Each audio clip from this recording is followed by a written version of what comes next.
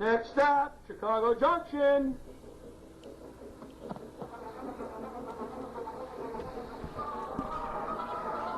It's that time of the month for our broadcast of Chicago Junction, the year-end program. We will wrap up a lot of things, and hopefully we go into the new year with better hope. But we're going through the wonderful world of trains. I'm your announcer, Brian Blue, here. And here is our boss, the head of the Windy City Hometown Entertainment Network, and Chief Electrical Engineer, Mr. John DeVita. Well, thank you very much, Brian. Welcome, ladies and gentlemen, to another broadcast of Chicago Junction from the John DeVita Broadcast Center on the Windy City Hometown Entertainment Network on Wednesday, December the 23rd, the year 2020. Today, the panel will be talking about railroads and model railroads. And now to start today's broadcast, here's our announcer, Mr. Brian. Yes, my name's Brian Blue. I'm announcer and sometime host, I think, of the wonderful world of Chicago Junction. And I am was a railroader, retired Navy gunner's mate, and played with Lionel and the outdoors, and working on the real thing, belonging to several museums. And I just like trains, and we like talking about them. To my right, we have Doug. Howdy, this is Doug Kenyuk, rail fan, N-scaler, adjunct professor at the local college, and officer in the Railroad and Short Lines Club of Chicago. And yep, trains. Christmas, go together. I'm Ron Stock, retired library director from Eisenhower Public Library, Norwich, Harwood Heights, and big train buff, love the hobby, HO, although I've started as a kid with American Flyer. Good evening. My name is Kevin Berry. I'm a retired Chicago police sergeant. I am a director with the Chicagoland Lionel Railroad Club. I'm a lifelong Lionel collector and operator. I did not go to the club this morning because I was the baker's helper. You can be a commissioned officer in the reserves, retired. You can be a sergeant, retired. And when the wife tells you got KP, you got KP. Yeah, you do. Yep. Oh, yes. I am giddy because it is Christmas season. And looking back on this strange year, it's glad we can end with a smile. It has definitely been an interesting journey this year. And we can't say, oh, it can't get any worse, because we know that is the wrong thing to say. Yes. Yep. Never tempt fate. Yes. Because fate will go, here, hold my beer. It's very much like the line out of the country and western song. If you ever want to hear God laugh, tell him your plans. That is so true. Oh, yeah. Okay. Well, Doug, you want to start us off? Sure. Got a couple of interesting things. Canadian Pacific to develop hydrogen-powered locomotives. Canadian Pacific officials announced today that Class 1 plans to develop what would be North America's first line-haul hydrogen-powered locomotives. Their hydrogen locomotive program will retrofit a line locomotive with hydrogen fuel cells and battery technology to drive the locomotive's traction motors. CP will conduct service trials, qualification testing to evaluate the technology readiness for freight service, freight rail sector service. Short story, there was couple more coming up on some other countries doing the same thing. I look at hydrogen development the same way you looked at gasoline back in the 20s and 30s. There's going to be a nice long learning curve and a few explosions later till you get it right. So that's the bottom line. Everybody's like, and of course you're going to have the, oh my God, they're hauling hydrogen through the city. They're using hydrogen-powered cars and buses. Yep. I mean, it's easy to spot the CTA buses and the PACE buses. They got that big lunch box on the roof. Yep. So another story, something a little more dangerous. 2 women are now waiting on second court date after they were charged with terror attacks against the railroad. They give the names or were arrested and charged with 1 count of terrorist attacks and violence against railroad carriers. Both will be in federal court. Says here the BNSF Railroad Police investigated a motion alert from a camera in Bellingham, Washington. The photograph showed trespasser and another person. When your officers arrived, they claimed they were looking for their car keys. Since January, there have been 41 cases of shunts placed on the BNSF rail tracks in Whatcom and Saget counties near the Canadian border. The placement of the shunts have created crossing guard malfunctions, braking system interference, and almost derailed the train carrying hazardous material. On at least 10 occasions, the shunts were placed where tracks and streets intersected, putting vehicles at risk. They believe this group is connected with a group trying to stop an oil pipeline across British Columbia. So they're taking it out on the railroads. Makes perfect sense. Well, they're carrying the building material. Yes. Aren't these things expensive enough that they're serial numbered? The shunts? Oh, it's just need a piece of iron pipe. Yeah. Oh, okay. Yeah, it's just an electrical circuit. All you do is you complete in the circuit. Oh, okay. You complete the circuit. That's how a lot of them, like when you have crossing gates go down, something gets in there that closes the circuit. Right, like salt water. Any kind of water. That's why Burlington Northern Santa Fe requires Amtrak to run at least a 4-car train because their shunts are too far apart. They can't run short trains. They won't trip their crossing gates because of the way the shunt's set up. And I talked about the hydrogen. There's another story that Canada's going to go hog nuts about it. They want all their railroads to run with hydrogen or hydrogen using hydrogen fuel cell power plants to power electric trains. Either way. So it's a long story. They point out that the French are doing it. The Germans are experimenting right now with hydrogen-driven trains. And Cummins is more than happy to jump in with fuel cells. They're going to be the first U.S. manufacturer. Don't know. There's a lot of questions here. I still think it'll be done. But we're going to go through that learning curve. One accident, and then you get all the NIMBYs going nuts for a while. And then. But they've been working on hydrogen for a while. Because I remember in the 70s, when GE was talking about working on putting hydrogen-powered trains on. Oh yeah, they were starting to do all that test. That's when the locomotive manufacturers actually test product. Well, the hydrogen itself is, it's explosive. I mean, think Hindenburg for a few minutes, But the problem with it is if there's a leak, you can't detect it because you can't smell it. Not like natural gas where they add the chemical in so you could smell it. So they'll have to add something to the hydrogen so you could smell it because the only other way to find a hydrogen leak, get a match, buddy. Can't they do it with a pressure gauge? Yeah, they can. They can watch the pressure, but I mean, if it's a slow leak or they have an accident where it's leaking, you're really not going to be able to tell because you can't smell anything. Right. So, I always joke about, well, you're looking for the leak, here's a match, go look for it. Railroad will hire a lot of canaries. There you go. Yeah, now remember where they're getting their hydrogen source from. They're working on a way to take it to split water. Right. Because that's where it comes from. I mean, yeah, you could do it in nuclear power plants. Yeah.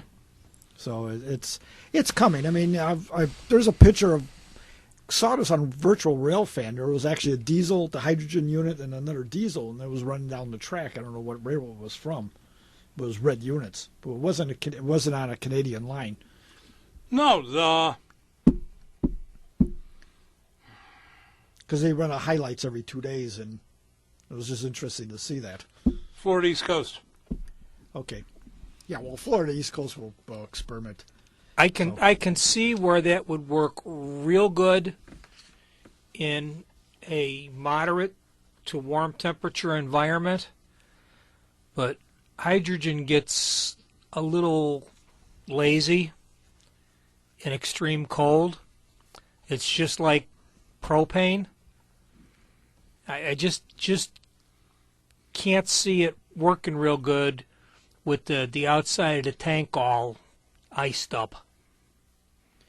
Well, there's some diesels that have been converted to propane out there. I was out not long ago on a cooler day with the Scouts, and they were trying to make a 3-gallon kettle of hot cocoa.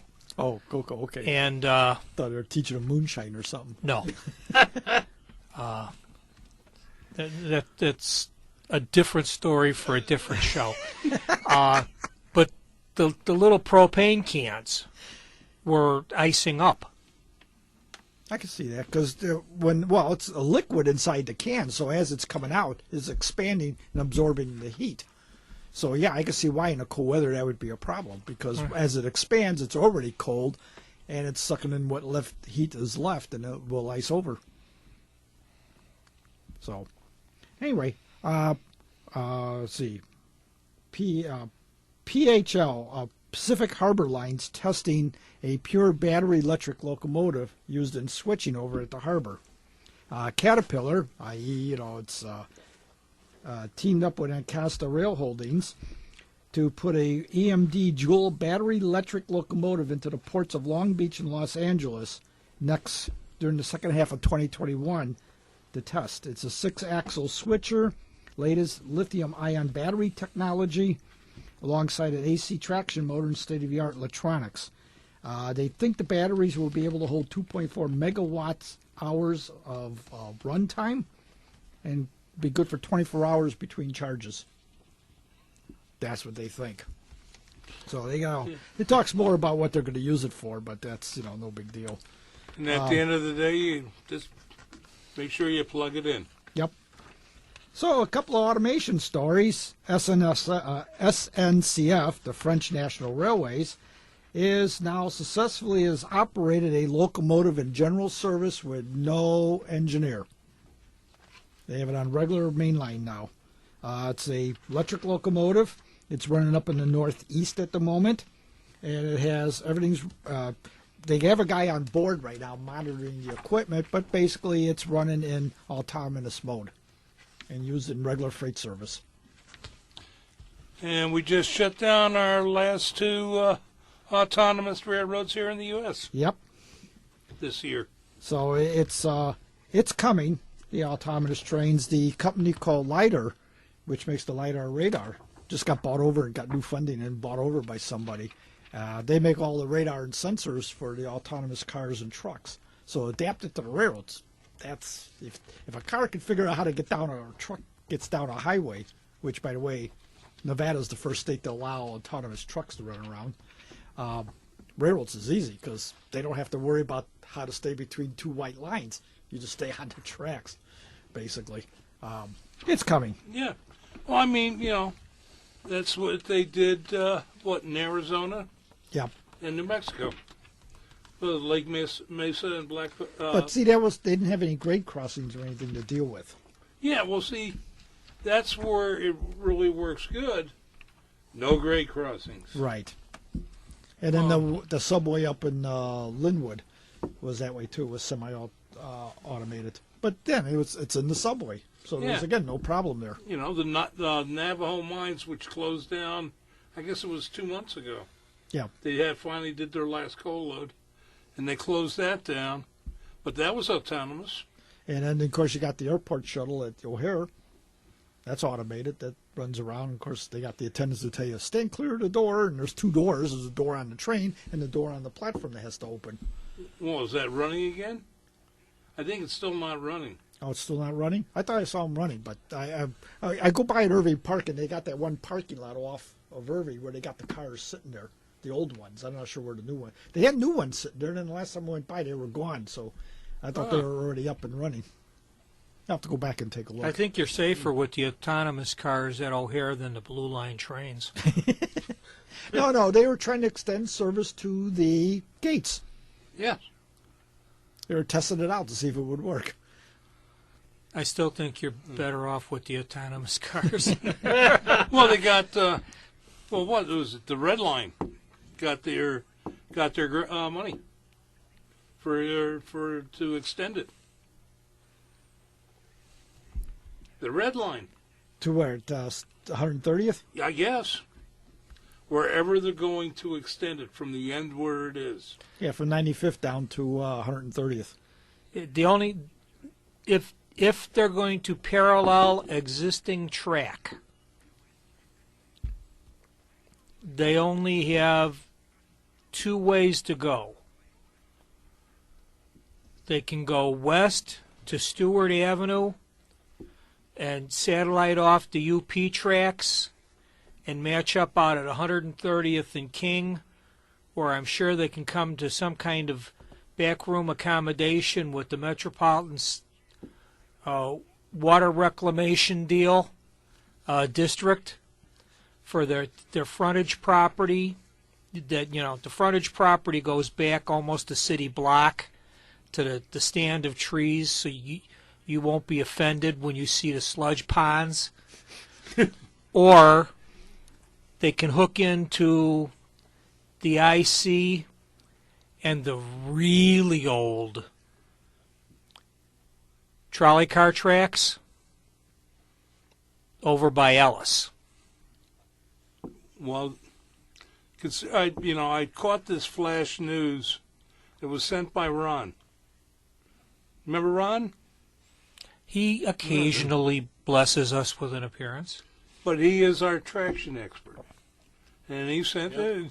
And the big news was they have the funds.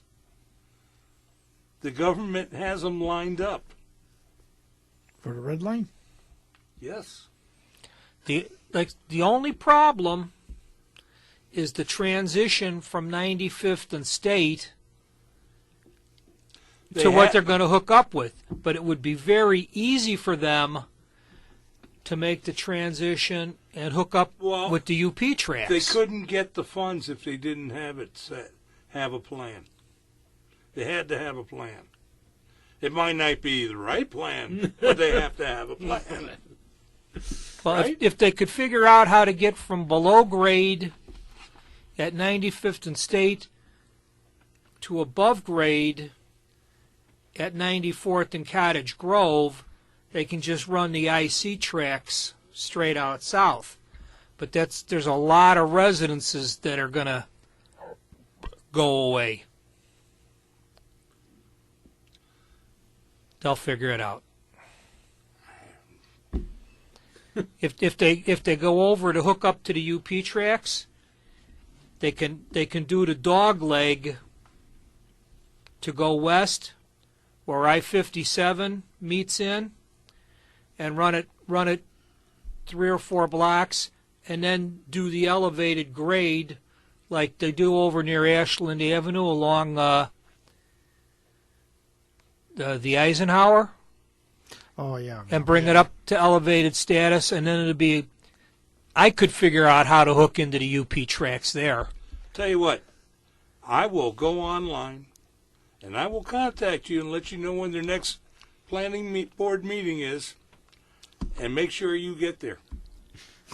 Well, you can let me know when it is. If it's a choice of going there or going out and running my trains at the club, I don't think I'll make their meeting. Chicken. And I got a little story from our favorite place, Wuhan, China. Is testing right now a suspended monorail with no engineer or conductors.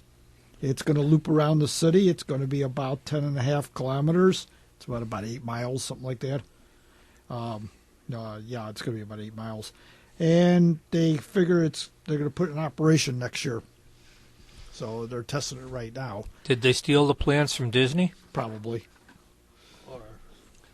Yeah, that's Or what Vegas. Japanese got. Or Vegas, because Vegas, I don't think has anybody in their monorails. Well, I got a story about that. Oh, okay. Last one. Las Vegas plans under review to expand underground transit system in Las Vegas. Did you know there was a subway there? Or they're planning to build one? Land use application presented to Clark County officials this week would create an underground transport system along the strip with stops exclusively at Caesar Entertainment properties. If approved, the line would connect with the Boring Company's under construction 52 million people mover system at the Las Vegas Convention Center.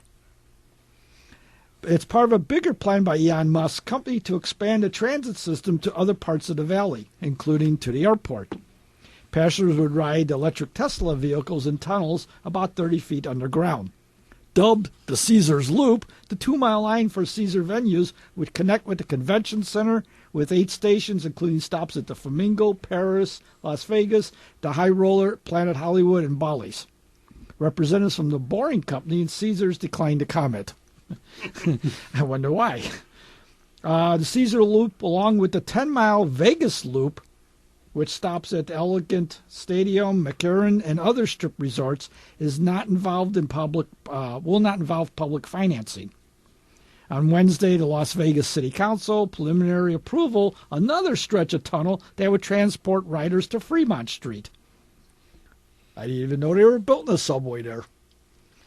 Various routes under consideration would total 15 miles if fully built out. Let's see. President of the Steve Davis, president of the Boring Company, told the City Council that he envisions the system stretching further into the Las Vegas metro area. Before any construction could begin, the city and county would need to approve the proper permits. Applications for the Caesar Loop and the Vegas Loop will come before county officials again in February. I think one of the lines here towards the end cracked me up. It said the authority recently closed. Now, this is the Las Vegas Convention and Visitors Authority. These are the people who are running the transit. The authority recently closed on the purchase of the monorail, the elevated tourist corridor passenger rail system that has been dormant since spring. They plan to restart it up next year.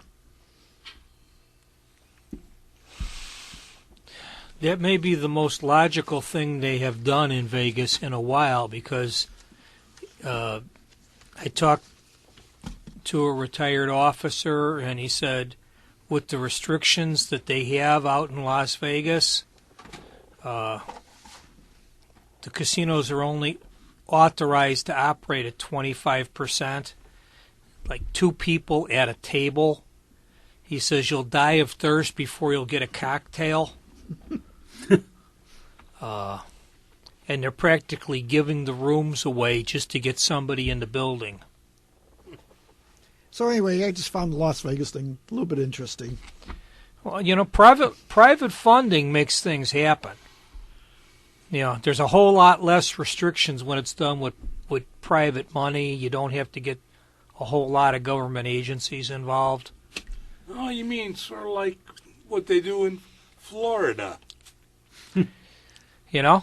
No, you don't have to deal with NIMBYs when you ain't asking for public funds.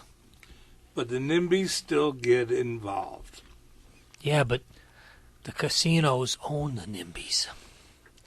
Yeah, but they don't in Florida. That's why there are a lot of court cases. See, that's the one thing that we've got to get past.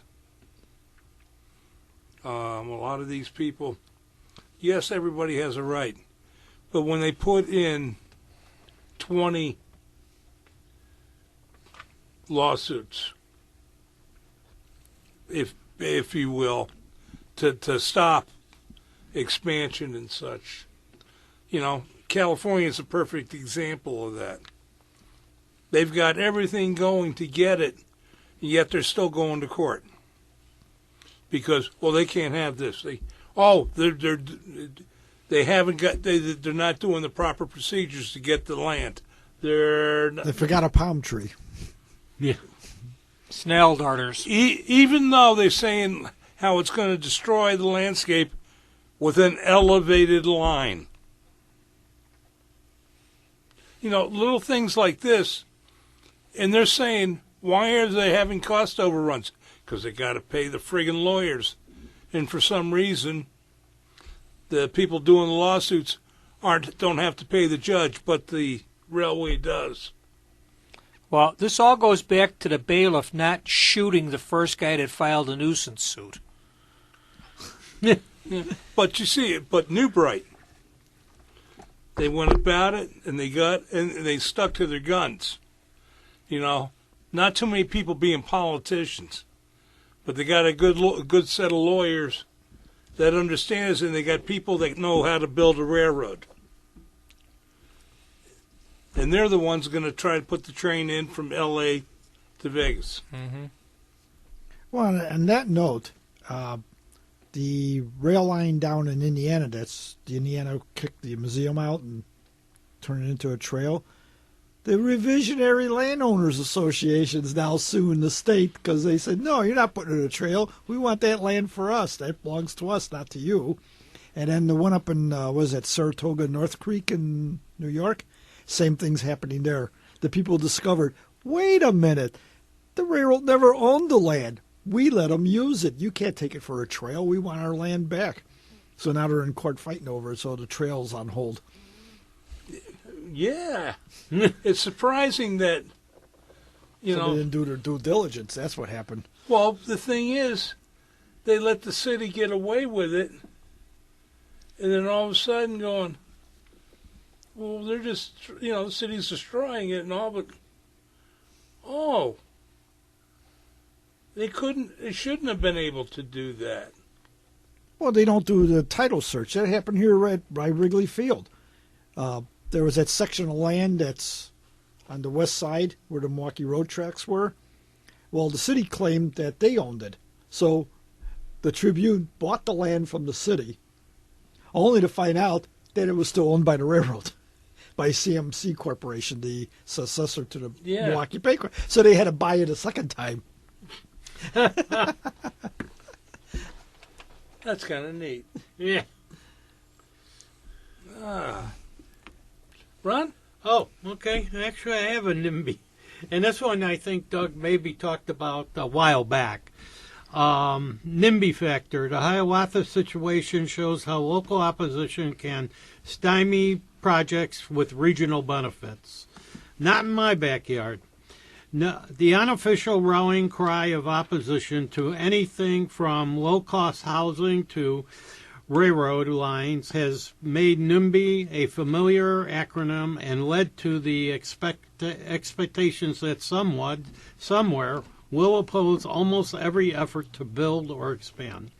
Railroads and transit agencies are well aware that if a financial and environmental considerations don't show their plans, NIMBY often will.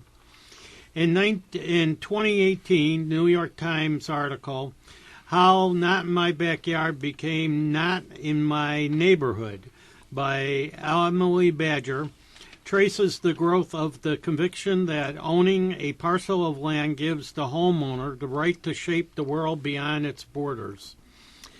It cites factors include tax laws, integration, zoning, and increased significance of housing as a financial asset. These led to what the Dartmouth economist William Fitchell called a concern over remote threats, almost imaginary threats. For example, that a procession from a nearby funeral home might pass a potential homebuyer is visiting negative affects interest on the property and therefore its value. Such threats, real and imagined, have fueled opposition to rail projects. Consider one example, the efforts to expand Amtrak's Hiawatha service between Chicago and Milwaukee from 7 to 10 round trips a day. In 2016, Amtrak, Metra, Union Pacific, and Canadian Pacific agreed to package 10 infrastructure projects that would accommodate the additional frequencies. But residents of Glenview, an upscale Chicago suburb of 47,000, objected to one of those projects. They organized to oppose a 10,000-foot siding of a A20 junction straddling Glenview and Northbrook. When the Canadian Pacific at the A20 junction when the Canadian Pacific trains enter and leave the Hiawatha route via UP line, connecting to CP's Bensonville trains enter and leaving the Hiawatha via route of a UP line. Trains leaving and entering the Hiawatha. I'm screwing this up. The Glenview Action Committee, the capital letters standing for Alliance to Control Train Impacts on Our Neighborhoods, and trains using the siding would bring pollution, negative affect quality of life, property, and values. In an email to its supporters, it claimed Illinois was a major loser in the plan pushed by which was benefiting Wisconsin, and among other questions, asked why more trains were needed when the current Hiawatha was only operating at 40% capacity. Spared by the groups, the village of Glenview spent more than $500,000 in taxpayer funds to lobby legal and public relation efforts to fight the siding. Among its objections, traffic use created by the 6 new trains. In a community which prior to the COVID-19 pandemic saw 80 Metra and Amtrak trains every week. The Action Committee, meanwhile, urged voters to voice their concerns to their elected representatives. This is an election year, its email said. Perhaps other candidates might be put forth to better efforts to work on our behalf. Perhaps, predictably, officials yielded to the political pressure. In May 2019, the acting head of the Illinois Department of Transportation told legislators representing Glenview that the agency would no longer support the project. We have beaten the railroad, the Action Committee proclaimed in their email. The Wisconsin Department of Transportation subsequently announced plans to add at least 2 Hiawatha round trips with or without the Illinois involvement by completing projects within its state. That plan was vetoed by a host railroad, Canadian Pacific, which said its agreement to allow additional trips was based on completion of all projects. And so the extension of the Hiawatha service, which carried more than 82,000 passengers in 2019, even with its peak periods limitation, remains in limbo. Therein lies the problem of NIMBYism. While it successfully addresses the concerns of the single community, it can block projects benefiting a much larger area. Who speaks for the communities as a whole? A former New York housing commissioner asked in that New York Times article. I worry about that. So this was in an article in Big Projects, Tracks, Trestles, and Tunnels, which is a really cool article on railroad infrastructure, both hoping to be built and some that have been completed. And the one that I thought was really cool, they just built the first modern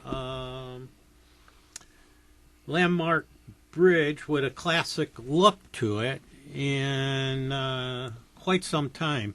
The Genovese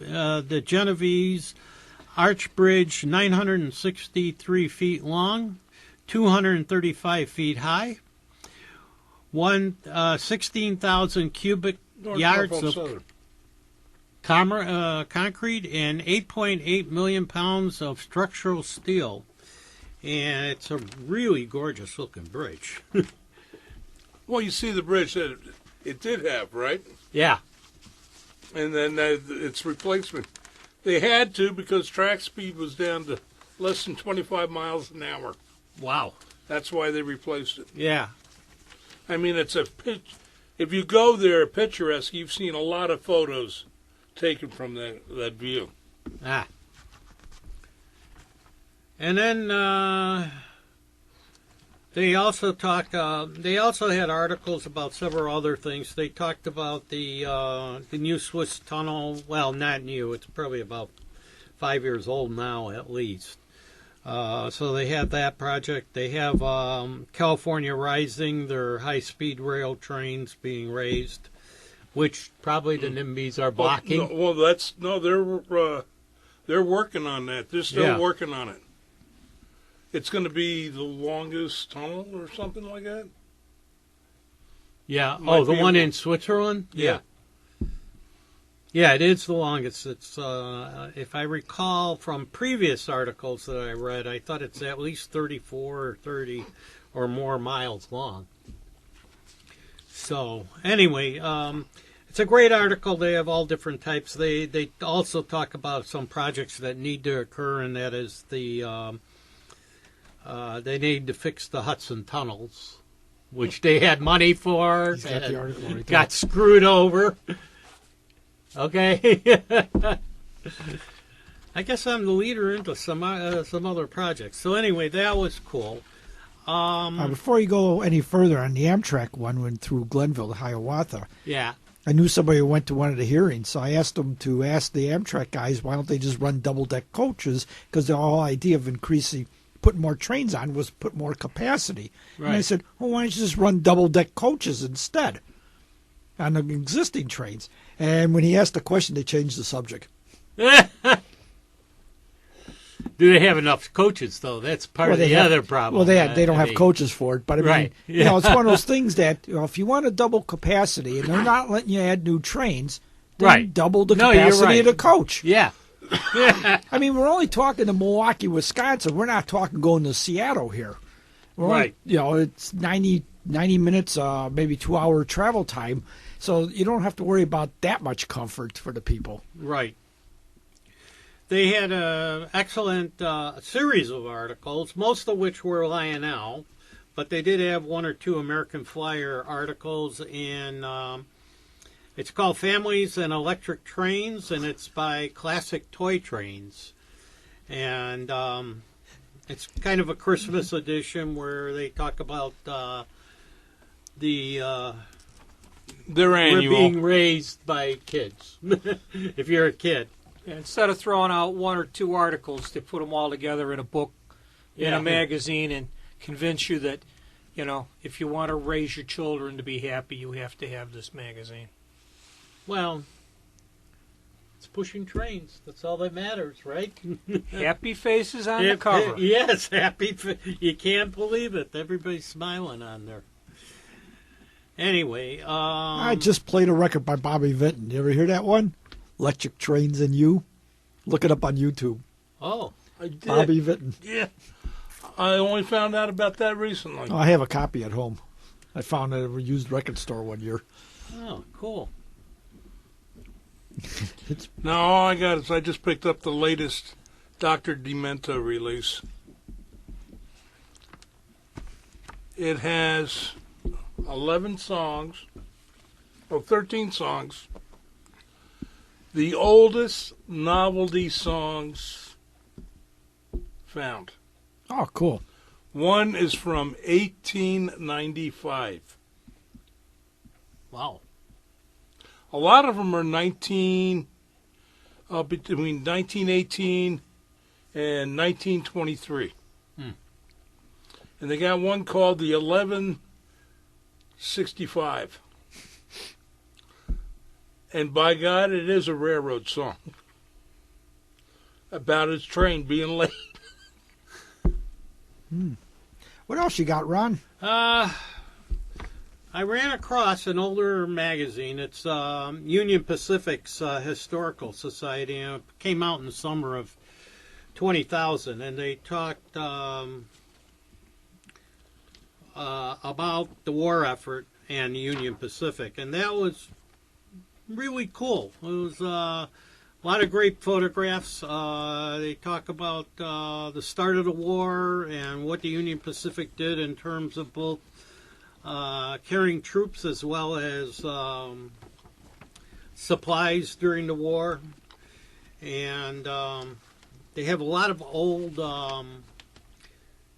posters for the war effort, which I always find those really cool.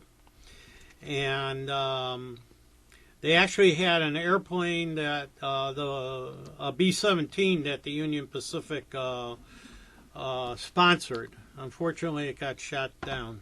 That was the basis of the UP Spirit of Union Pacific Lionel diesel from 2 Christmases ago. Oh, okay. Well, the real diesel that they painted. It's a commemorative diesel. Yeah. Yeah. But I mean, the B-17 was the reason they did the diesel. Okay. Cool. We talked about it on a show a while back when Lionel brought it out. And so anyway, that was a great article, or a good one about the UP. The other thing that I found at my hobby shop of old magazines, and I don't know if it's still going on or not, it's called Hobo Times, and it's America's Journal of Wanderlust is the subtitle. And basically, they have about 20 articles in it on hobos and that, and including a hobo murder, which gruesomely showed the victim, who was beaten up. So anyway,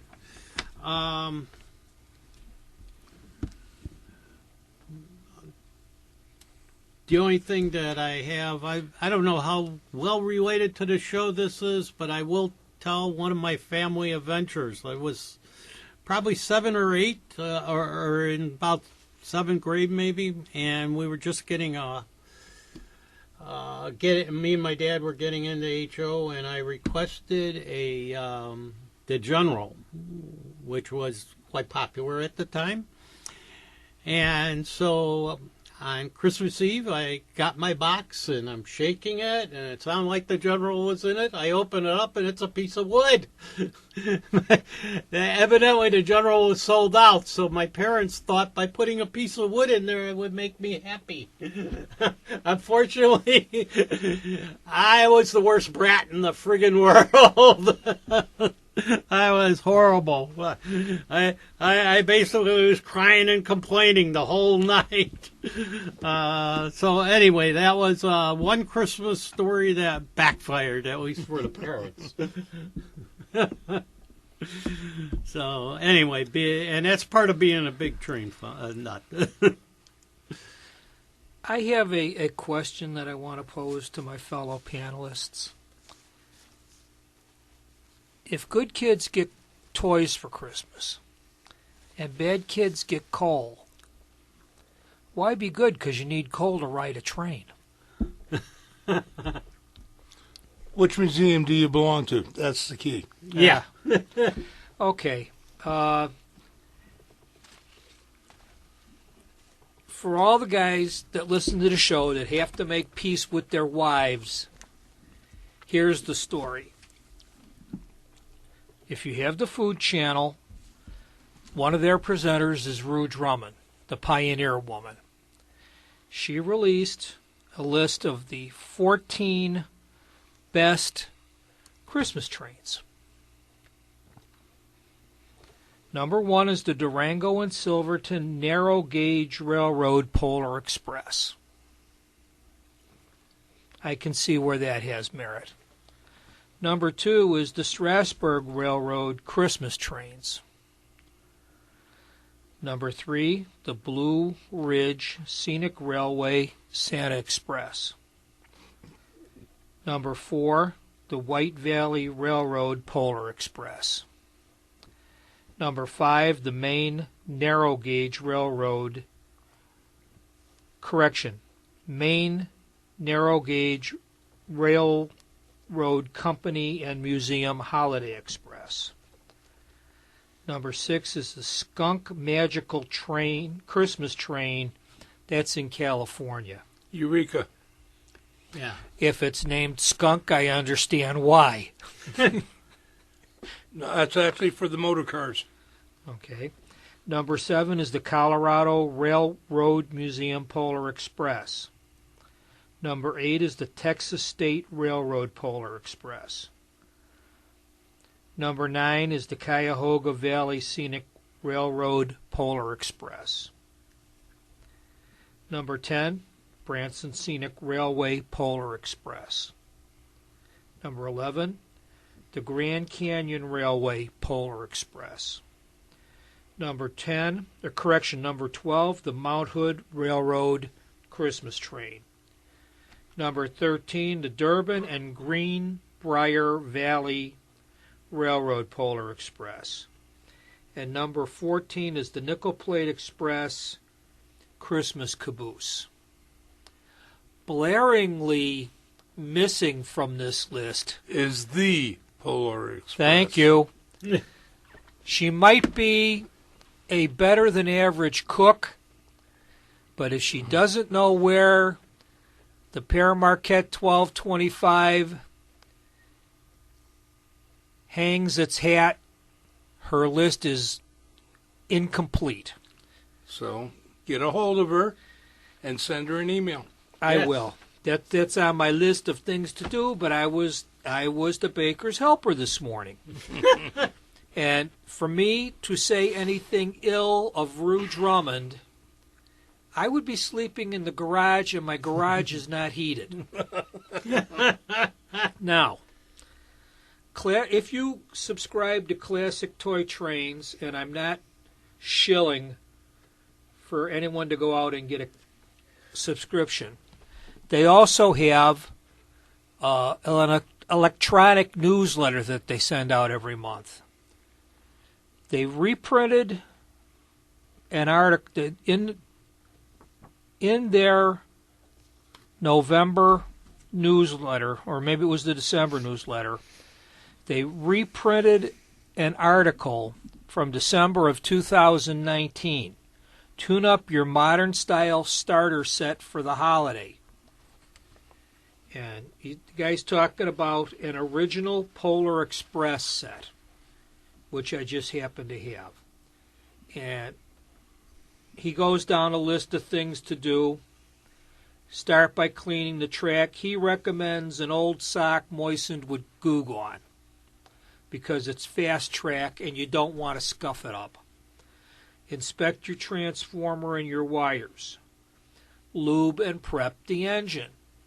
A lot of model railroaders are guilty of taking it out of the box, putting it on the track, running it, sometimes not letting it cool down properly, putting it back in the box, and going back to it a year later and wondering why it's not kicking up dust. Tune up your cars.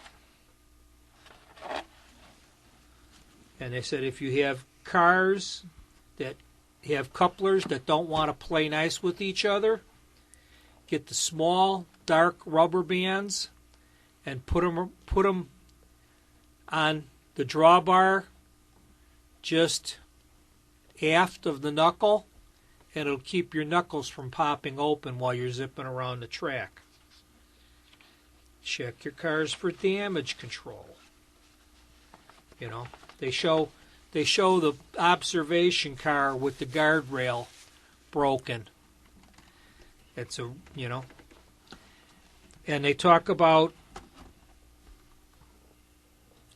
where do you store your add-on pieces. If you bought the Polar Express, it came with 4 figures. It came with Santa, Mr. Conductor, the Hero Boy, and the Hero Girl. there was an add-on set with 4 more characters: the engineer, the fireman, and 2 other people. Yeah, the hobo. The hobo, and then, and he says, Ziploc plastic storage bags. Excellent idea. And his last point was save the box, especially if it's not something you're going to use every day or, once a month. Well, you also got to watch it. The lubing, you only need a drop. Yeah. You don't have to go wild. You don't have to dip it.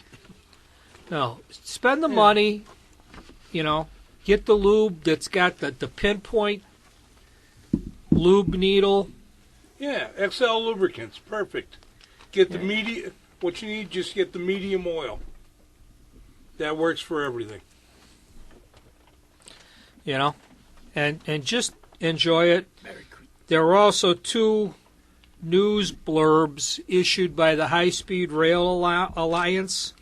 One touting a state representative, Moulton, saying that $205 billion for the high speed rail.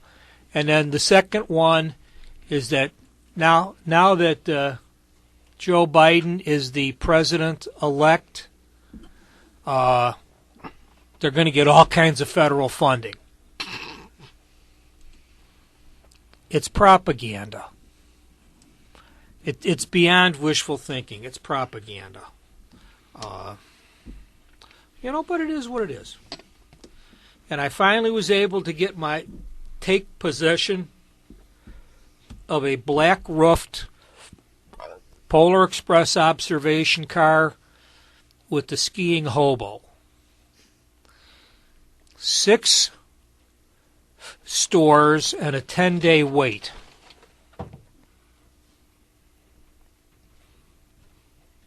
If I you ordered it. I asked them to buy it 3 months ago, and got it a month and a half ago. Well, I'm not worried. I got my. Hey, I got mine. I got your elf right here. I have mine now, so now I have 2 tenders and 2 observation cars because I got the upgraded caboose with all the sounds in it a couple of years ago. So, Uncle Brian, has Menards got a deal for you? They knew you ran out and bought the We Steal Your Steaks flying saucer. Oh, I already know about the M&M. I saw it. Wife says no. At this time. At this time. So, Menards is issuing the We Steal Your Beef silver gray flying saucer in a high-visibility yellow paint job with the Herald Galactic Party bus, and the M&Ms are in charge.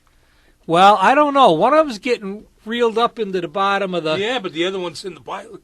It's in the green's in the pilot seat. Yeah. And they've got a ton of stuff out. They came out with another flat, another scenic building. And the M&M cars are now available as box cars and hoppers. Tall hoppers. Yeah, the big hopper. Yeah. And 110 ton.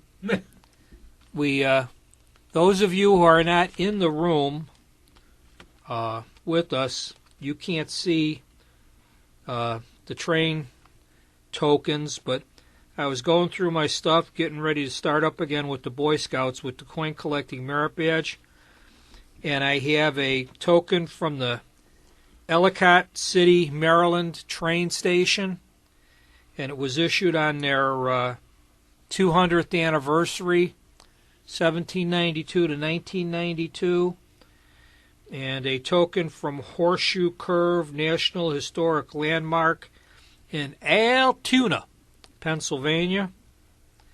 And it's got a real nice 462 steamer on the obverse. And for non-coin collecting folks, that's the front. And everybody knows that Mardi Gras is held annually down in Nolens. Hopefully, it will happen in 2021. And the different floats throw tokens. And I have a token from 1984 from the Royal Transit Authority. And apparently, on the reverse, it says King of Carnival, New Orleans, 1872. So, it honors the original Mardi Gras parade, and they've got a beautiful image of a horse-drawn trolley on the front, and it's I guess it's a bronze tone coin. It's really not worth anything other than the sentimental value and the fact that it's railroad. But that's enough. You know. So, Nevada Northern Railway has got a big fund drive going to get a couple of their engines finished up and back in service. If you happen to watch a program called American Restoration, that's the museum that will from time to time send stuff to get fixed. And today the episode involved Rick's Restoration fixing and putting back in operable service a 1904 Velocipede. And the sign on the side said, "Number 1 Velocipede." And, yeah, beautiful little piece of railroad equipment. Over 100 years old. And they intend to have it out so that people can actually operate it. It's got the operator and room for one person to sit.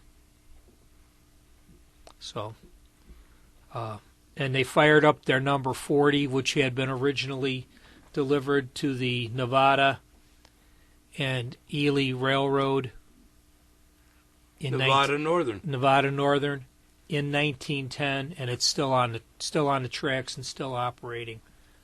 So, you know. Oh, it's getting ready. Its ticket is over. It's got to get its 15-year overhaul. It's, you know, beautiful piece of equipment. Yeah. Coal-fired. So, that's all I have, sir. Hi, Ron. Uncle Ron, Hi, you Ron. got anything for us?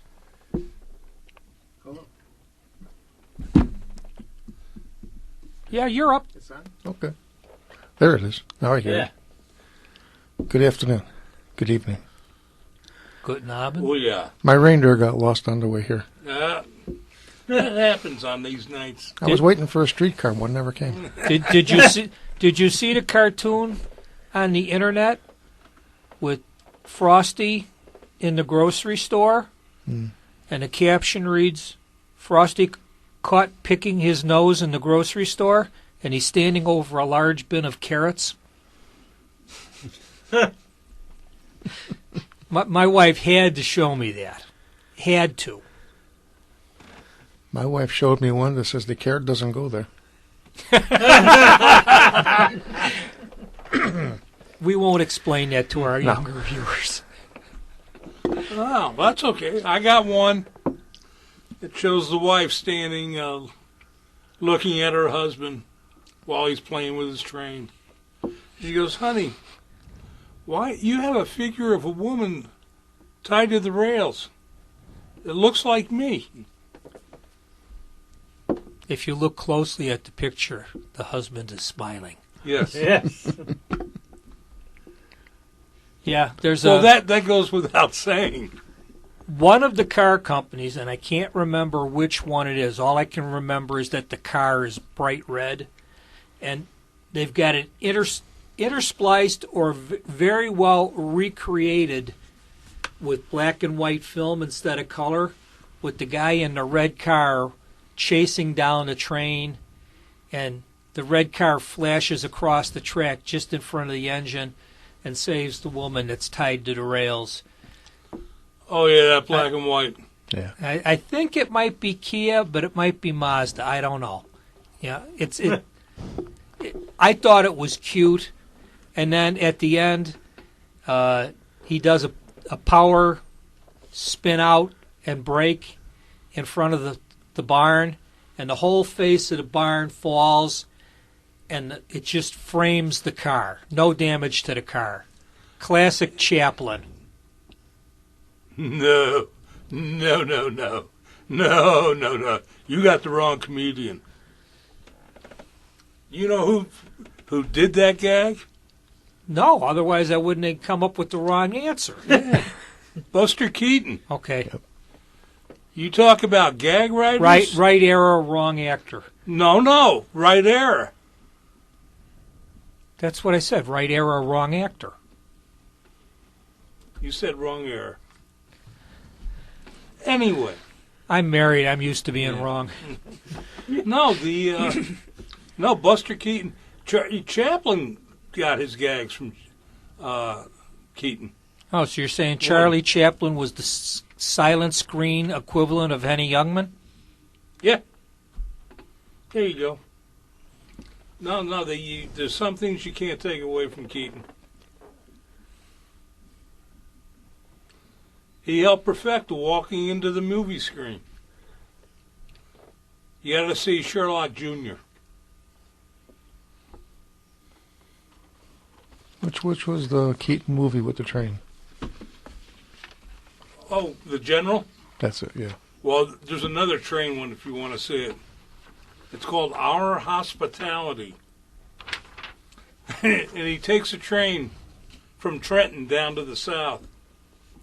And to tell you to go with error, the mother's saying, "Oh, be careful traveling on the train.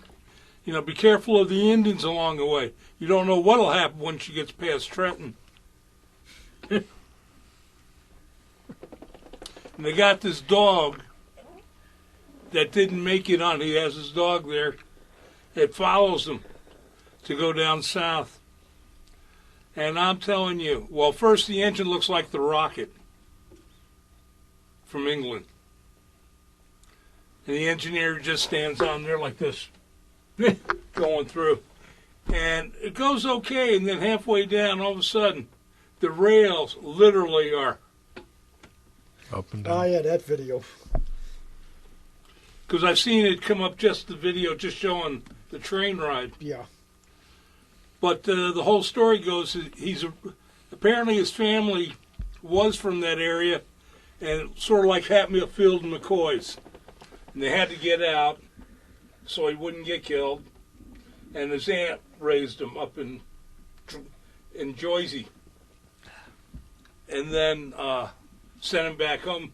He was going to claim his estate.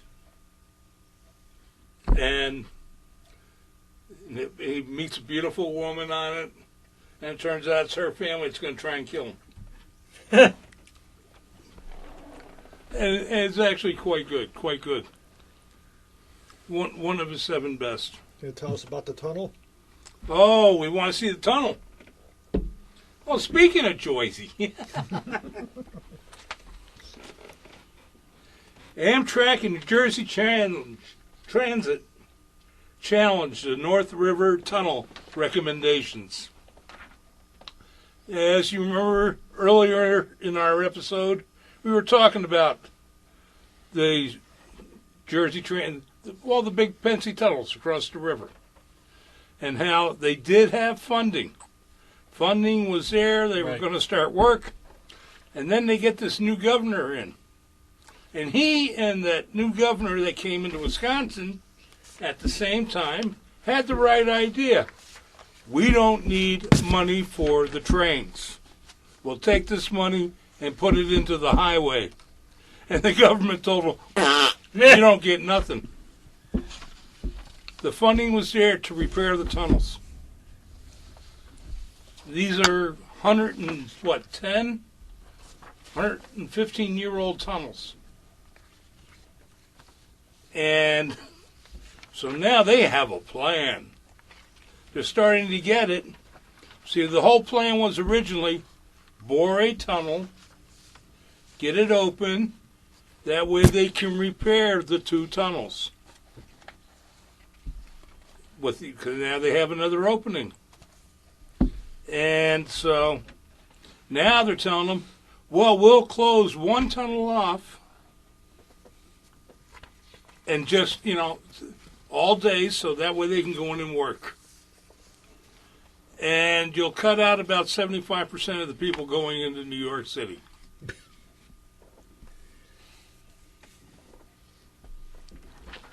They've cut out 75% of the people already.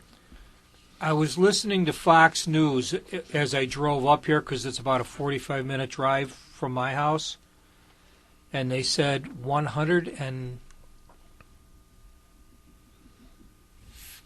it's either 126,000 or 156,000 people have left the state of New York between the end of June 2019 and the end of June 2020. And it's the third year in a row that they've lost that many people. And they said New York is the fifth most populous city in the United States, but it is the city with the highest number of COVID cases and the highest number of COVID deaths. So, people leaving New York City, I can understand. Well, people are leaving Illinois. Yeah, and there was did you see the cartoon, the Christmas cartoon about that? It popped up yesterday. There's a house, and scrolled across the front of the house in Christmas lights is the word Illinois. And it says, and all through the house not a creature was stirring, not even a mouse. And in the forefront is the mouse driving away in a U-Haul. If I can, I will. I don't blame the mouse. Metro expands bike car pilot. Metro's bike car has room to store 16 bikes instead of the usual 5 on Metro rail cars. They deployed a second rail car on the Milwaukee North Line as part of a pilot program that will last until spring 2021. Yep, saw that car go by the other day. Yeah, it looks nice. I mean, it's a good-looking car. Yep, that's it. The car will join the first car that was deployed last month. It enables Metro to offer the MD on Sundays, Metro official says in a press release. Railroad chose the Milwaukee North District because of the number of cyclists and reverse commuters who use the line, which is close to forest preserves and trails. To accommodate more bicycles, Metro crew removed 24 two-seat passengers on one half of the lower level of the Pullman car from the late 60s. Car can be identified by its blue-gray paint scheme, as well as a large white bicycle decal adjacent to the exterior doors. Metro will gather feedback about the pilot over the next few months. Will they listen? I do not know.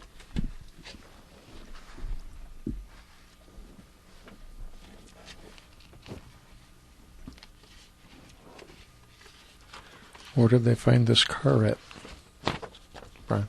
Huh? Where did they find this car at? That's one of their regular passenger cars.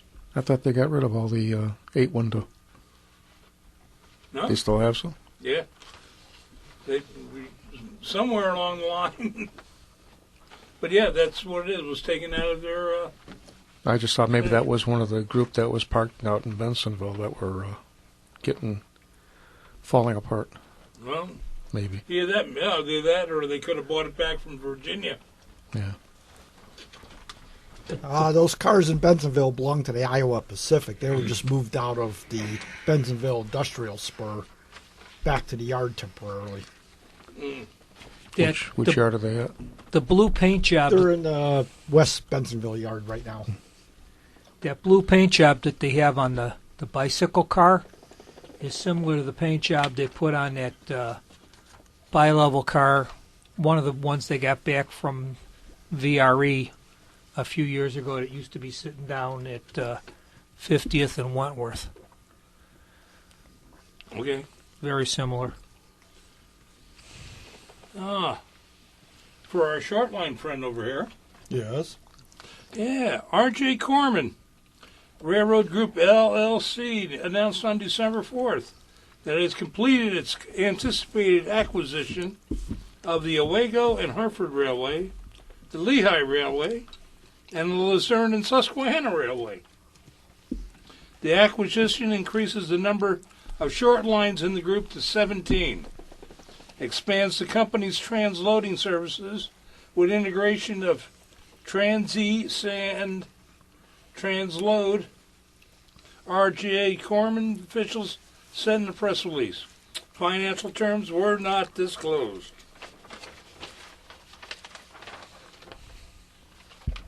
That is where they're located. Yeah, I saw it on the STB filings. They have a nice red and silver paint job. Yep. Yeah, he paints. R.J. Corman, no matter what railroad they absorb, they all have the same paint job. Just says R.J. Corman on them, and that's it. They ran into trouble, though, in Nashville, because Nashville, they run the commuter train. It was Nashville and Eastern or Nashville and Western. Nashville and Eastern. And the agency said, no, you're not painting anything. We're keeping our colors. Yeah, it's the Nashville and Eastern and the Louisville and Eastern. Those two roads have the same paint job except for the names. Go ahead. Sure. Sorry. No problem. Okay. Plans for spring reopening for a regular operation. East Broad Top. They say what year? Next year. Which next year? Next year. Will the governor allow them to open? I don't know. Okay. They're in Nevada, probably. They're, in fact, they're saying May or June 2021. That's possible. Regularly scheduled tourist passenger service is set to resume on the East Broad Top Railroad for the first time since the historic narrow gauge line shut down in 2011. Jeez. Dry mouth. Okay.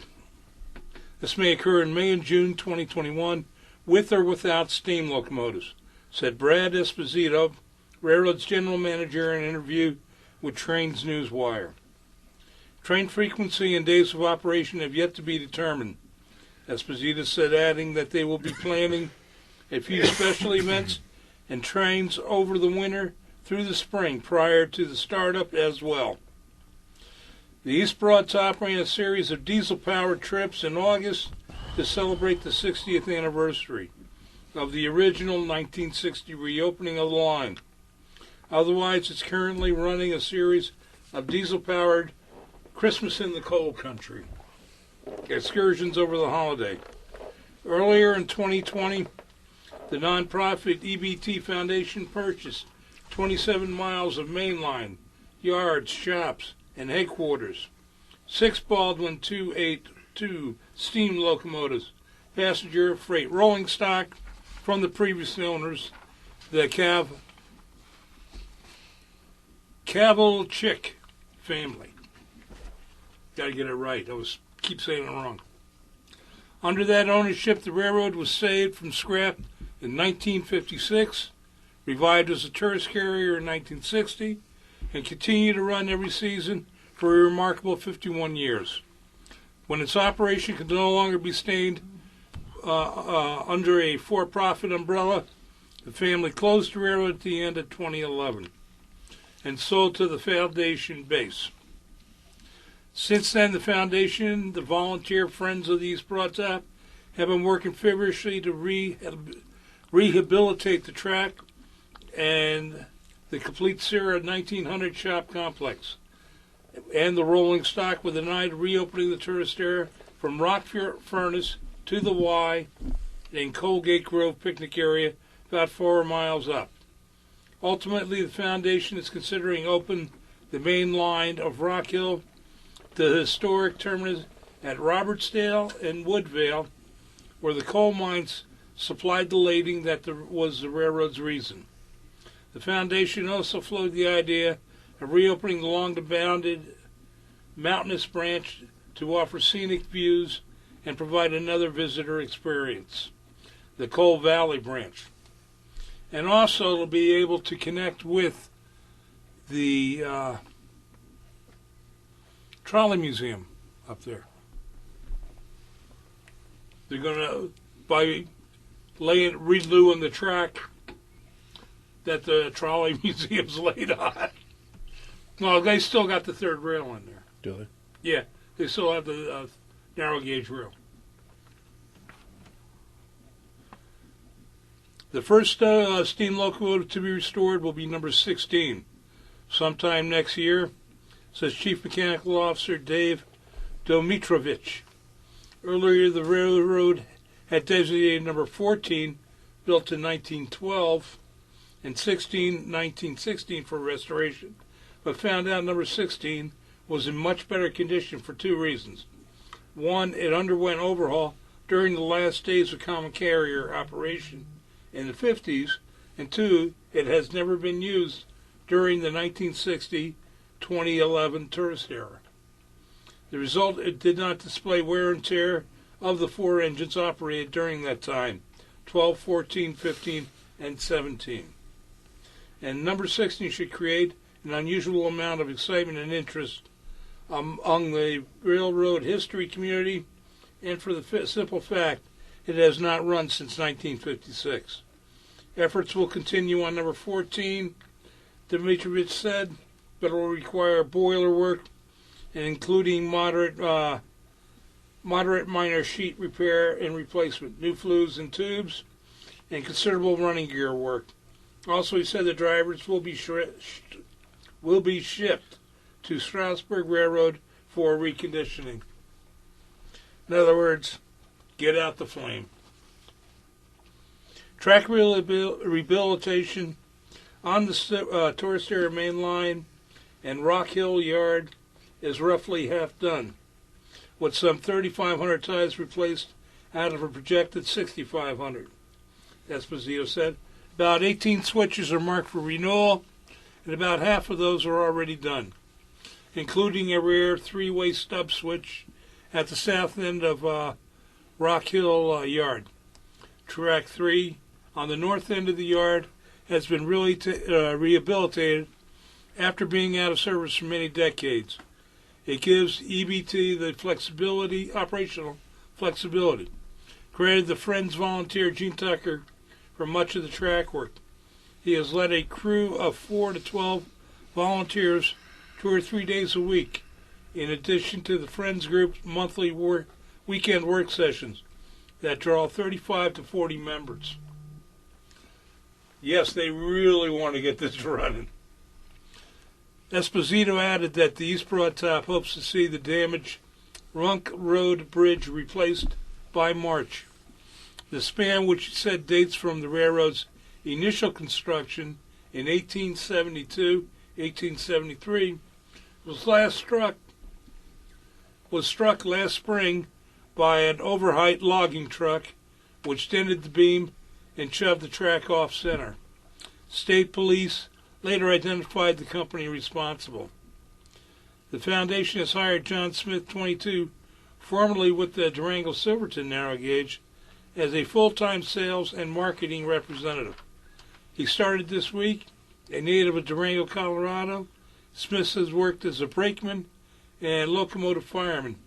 Counts his work experiences times with the Georgetown Loop, Colorado Railroad Museum, and the Great Smoky Mountain Railroad.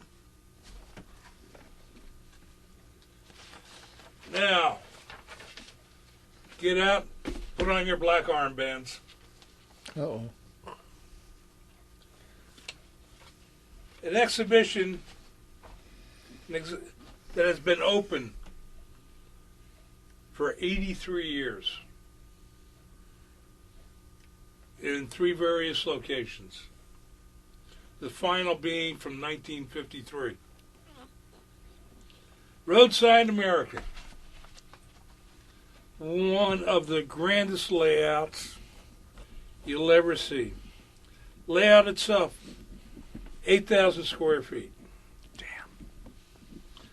All the buildings on it, because the kid had a standard gauge layout where all the buildings were built to half-inch scale. And we're talking very detailed.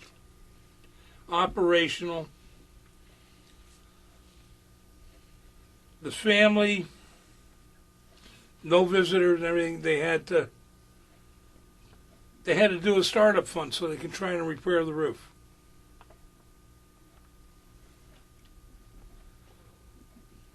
Are closing its doors. There is somebody that does want to buy the land, and they're going through it right now. Does not want to run the railroad.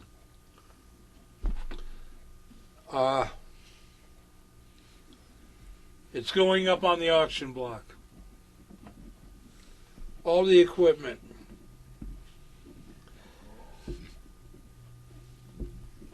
From the large outdoor sculpture of Amish couple on a bench to the scale model buildings and bridges, the upcoming Roadside America auction will offer memorabilia buffs or antique hunters plenty to search for. Biddings will start at 9 a.m. on December 28th. On thousands of items from Roadside America's miniature village and adjacent Pennsylvania Dutch gift shop Haus, the German house, near Charlottesville, Berks County. Auctioneer Bill Howard said on Monday, the bidding is scheduled to end 6 p.m., January 24th. But Howe says that is also subject to change. Howard's owner of Renaissance Auction Group in Reading and Roadside America's owners have posted details on their social media pages about the auction. The public sale does not include the property that housed Roadside America, and I'm missing a page. Oh well.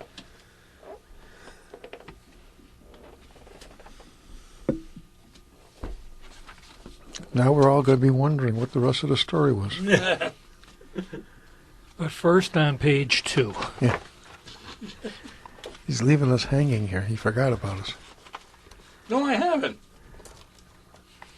What gauge is that train? O gauge. O gauge. 2-track, 3-track. 3-rail. 3. In fact, all the sidings that you see that have trains, these are trains that have run on the layout but finally worn out. And you'll see a lot of pre-war stuff on there. I wanted to go there last summer, then everything hit the fan.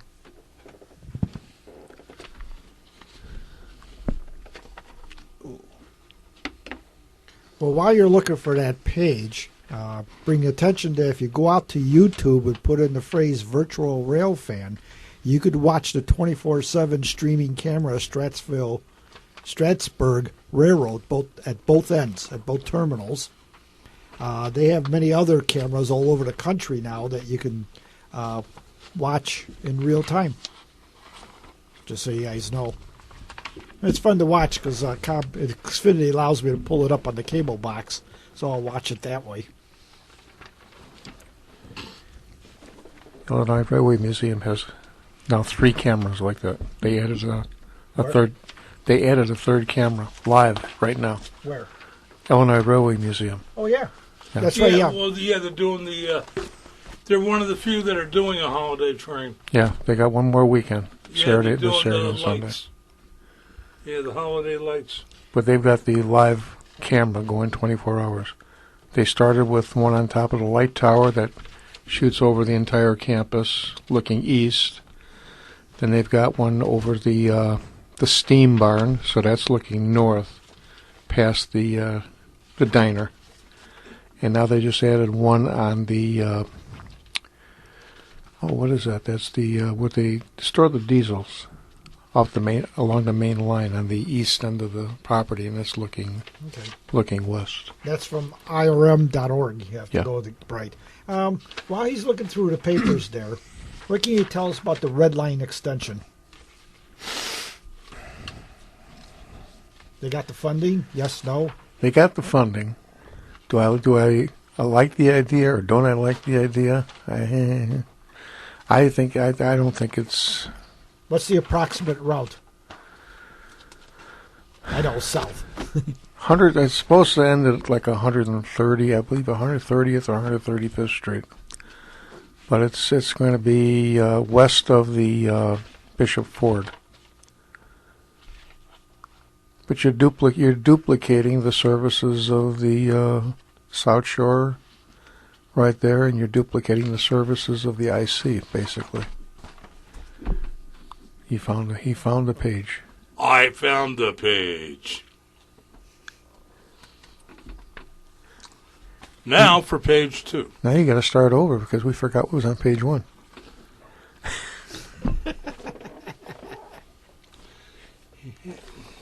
We'll cut and edit this broadcast so that it doesn't even sound like you lost the page. Make a note, Mr. DeVita. While the new owner has not been named, Roadside as American family owners have said the buyer's plans do not include running the miniature village that mesmerized thousands of visitors. Roadside America, North Berk's attraction billed as the world's greatest indoor miniature village, announced November 21st on Facebook that would permanently close the doors after 85 years. It has come.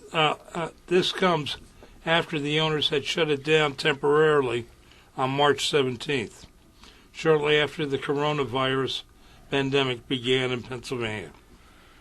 Off Interstate 78 on Upper Bern Township, slightly more than 20 miles from the Lehigh County line, Roadside America's 8,000 square foot village railway depicted life in an American town. The model represented figures ranging from the early pioneer days through the mid-20th century, with more than 300 buildings, hundreds of people, thousands of trees. A neighboring building also has a gift shop filled with Pennsylvania Dutch folk art and memorabilia. Items will be auctioned, are still being cataloged, and readied for viewing and selling sorts. He anticipates there'll be about 600 lots, each with an opening bid of $5. He also said that a separate auction in 2021 will include the model trains, cars, and other rolling stock. For more information, go to go2auction.com, sales view 252892.html. Anyone needing assistance in registering or bidding can call area code 610-370-2879. Roadside America's owners include its president, Dorlise Heinsohn. Search for a buyer for nearly 3 years, hoping to find someone willing to continue the business. But none of the interested parties over the years was committed to forwarding with the village. Heinzel is the granddaughter of Lawrence T. Geringer. Who meticulously crafted the pint-sized wonderland enjoyed by tens of thousands of people over the years.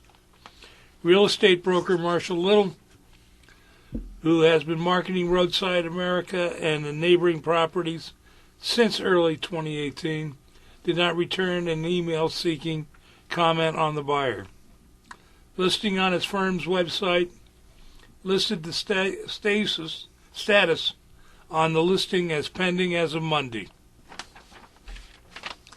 And that's it. Do I want to be there for the auction? Yes, I do. I would love to even get one of his outhouses. But you've looked at the picture. Yeah. I do have a book, a pamphlet that they sold, and it has how much sawdust is on it, how much wiring is put in, how much circuits, how much water is going over it. If you go on YouTube and go to Roadside America, they have a couple good videos that come up, and you can sit there and see. One's got a guy on it that's he crazier than I am. But he takes you through, and you can see all. I mean, there's buttons all over the place so the kids could get involved. Every 20 minutes, you had the change of day. Nighttime came in, lights flying, flag flying. You know, Kate Smith.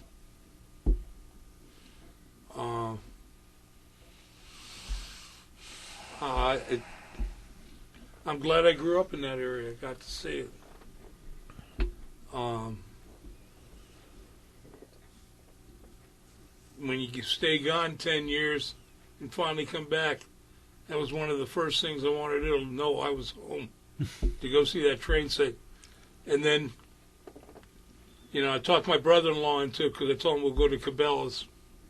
Then we'll go to the layout. Surprising he hadn't been there since he was a kid. He forgot how pretty it was. Hell, when Lionel was coming out with the college boxcars, that's where I was able to get my Penn State boxcar.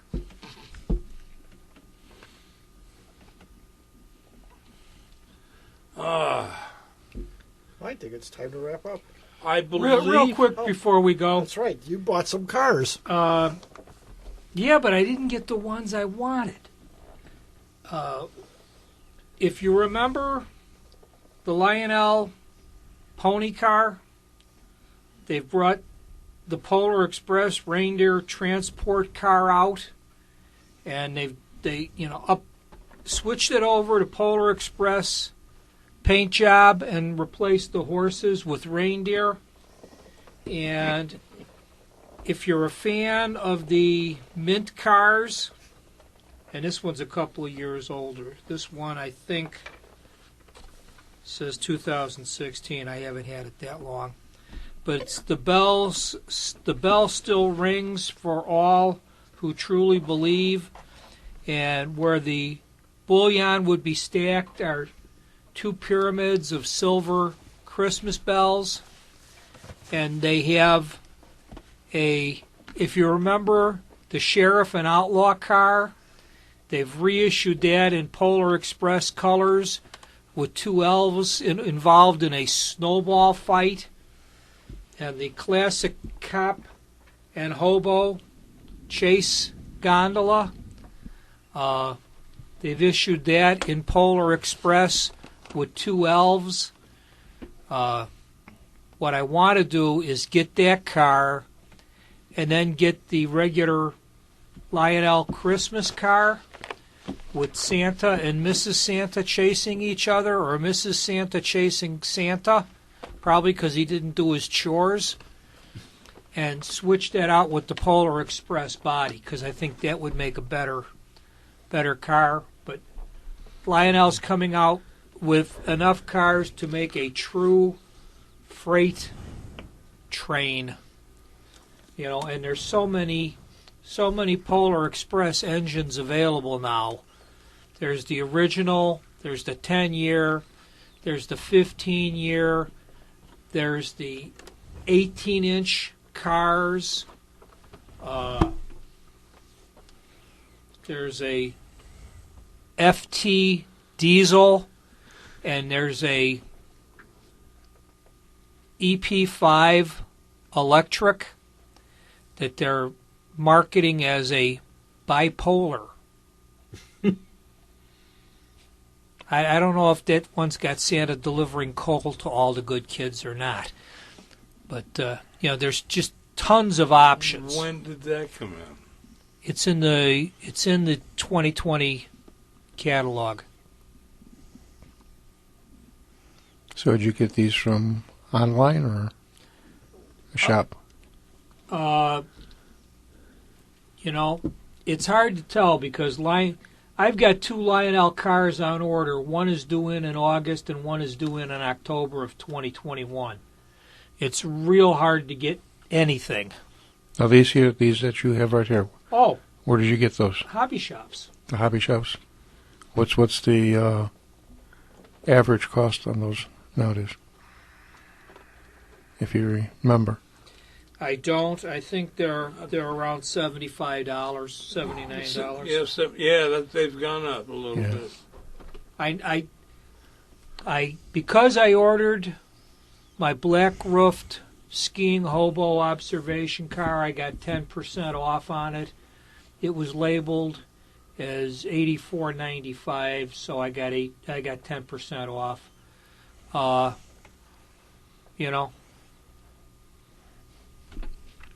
Stuff is expensive. Yeah. The old saying about the difference between men and boys is the price of their toys.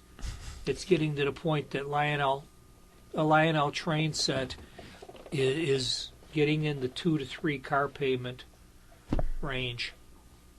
I have both of the F40PH CSX Executive Fleet diesels, but it would cost me somewhere between $1,300 and $1,500 to buy the cars to drag behind them.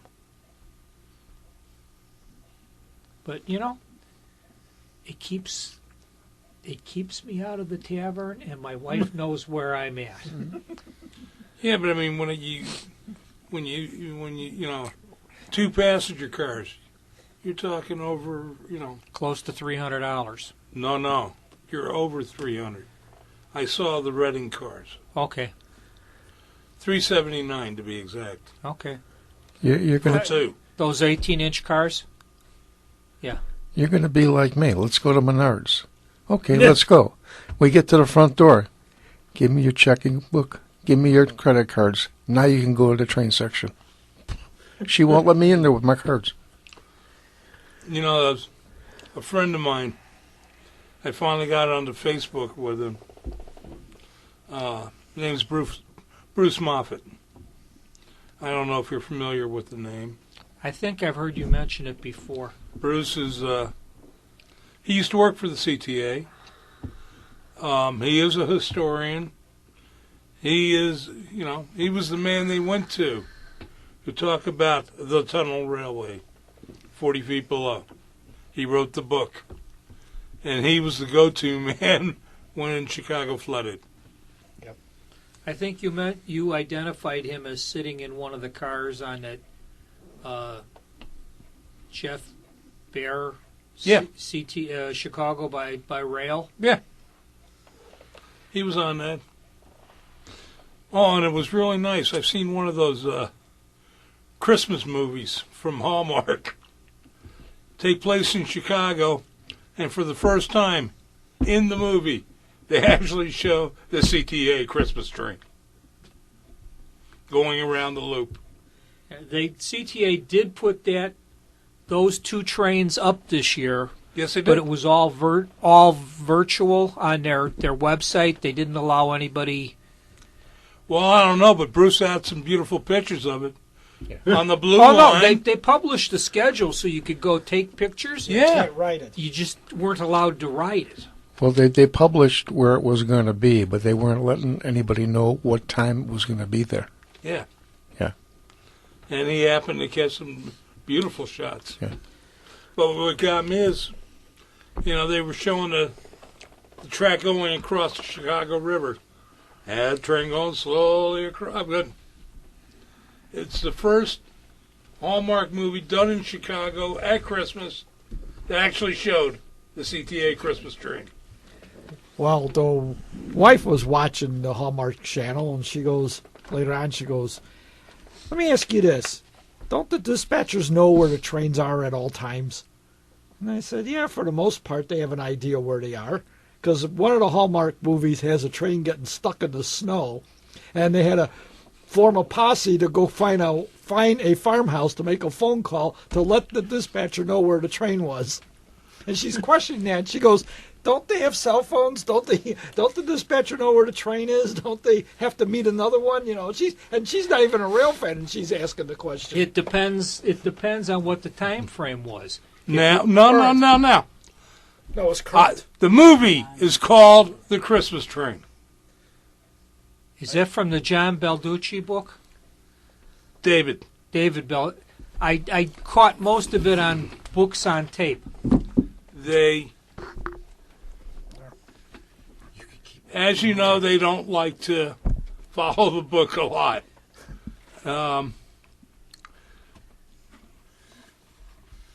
When you see the movie version of it on Hallmark, they did not do it on Amtrak. They just got on a train, and the train was going from Washington, D.C. to L.A. No 2 trains. And they used some of the story, okay? But yes, they knew that the train was, in the book, they knew where the train was, okay? Mm-hmm. They really did.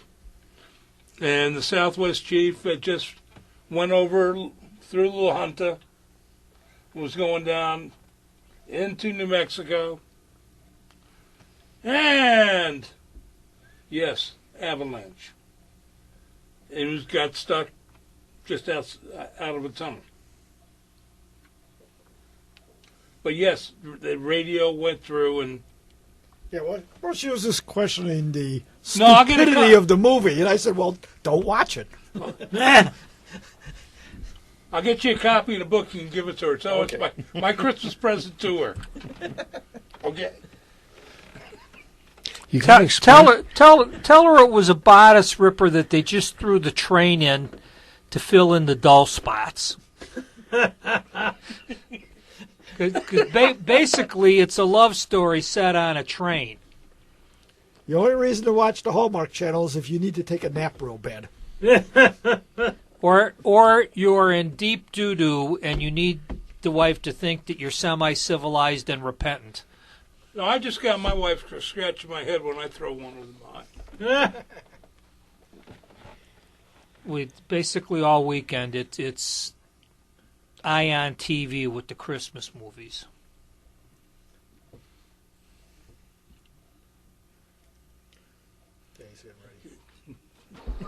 There we go.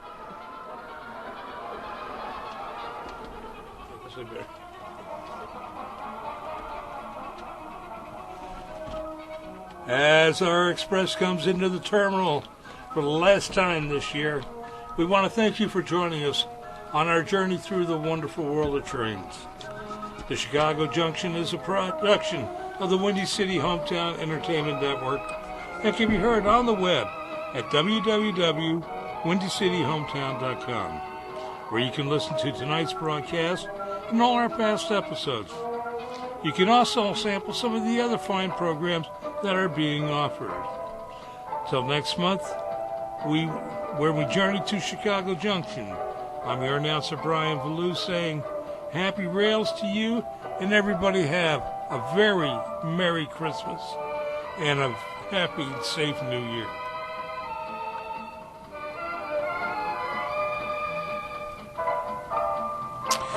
You have been listening to Chicago Junction on the Windy City Hometown Entertainment Network from the John DeVito Broadcast Center on Wednesday, December the 23rd, the year 2020. Chicago Junction was produced and directed by John DeVito, and our special thanks to the executive producer of Windy City Hometown Entertainment Network, Mr. John Chikanda.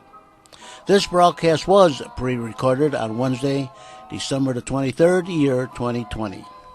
Until next time, be safe, and thanks for listening.